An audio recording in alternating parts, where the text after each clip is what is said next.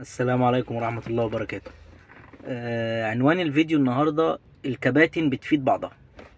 احنا النهاردة عايزين نفيد بعض يا جماعة. انا من ساعة غلو البنزين والبنزين ما زاد 2 جنيه وانا بنزلش اشتغل بالعربية، لان الاسعار يعني حسبي الله ونعم الوكيل في الشركات.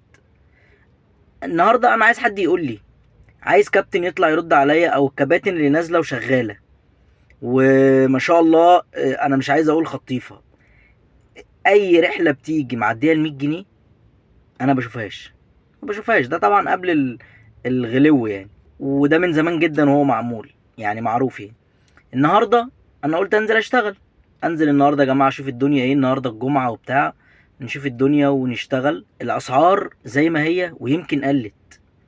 طيب الكباتن اللي شغاله ولسه زي ما انتوا لحد وقتنا هذا، دلوقتي الساعه دلوقتي 5 اهي، لحد الان وانتوا بتخطفوا الرحله. يعني الرحله بتيجي بتتخطف. يعني انا ازاي الاقي رحله 20 كيلو الاقي عامله 80 جنيه؟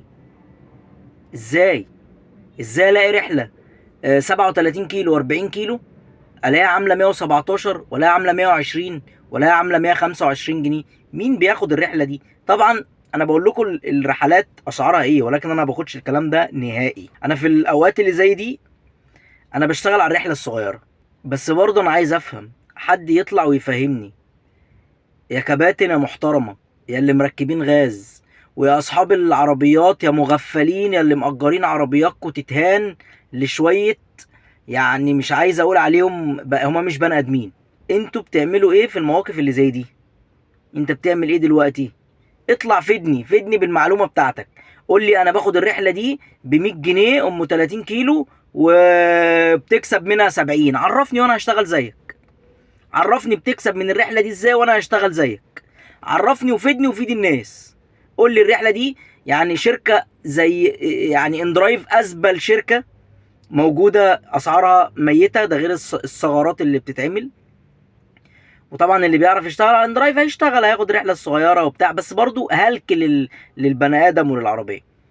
اوبر اللي انت المفروض ان انت يعني شركه ليكي اسم وشركه كبيره، انت اسعارك غير طبيعيه. دي زباله. طبعا كريم ما بشتغلوش، واي حاجه تاني ما لهاش ثلاثه عايزه يعني. هو ما فيش غير اوبر واندرايف ودي من الاخر يعني. يعني قولوا لنا بتشتغلوا ازاي عشان نقدر نفيد بعض. بس انا مش طالب اكتر من كده. شكرا. وحسبي الله ونعم الوكيل في كل الكباتن اللي مضيعه حقوقها وحقوق غيرها، وفي كل اصحاب العربيات اللي بتأجر عربياتها وعربياتها بتتهان، وانتوا هتتهانوا يعني قريب، هتتهانوا عربياتكم هتهنكوا.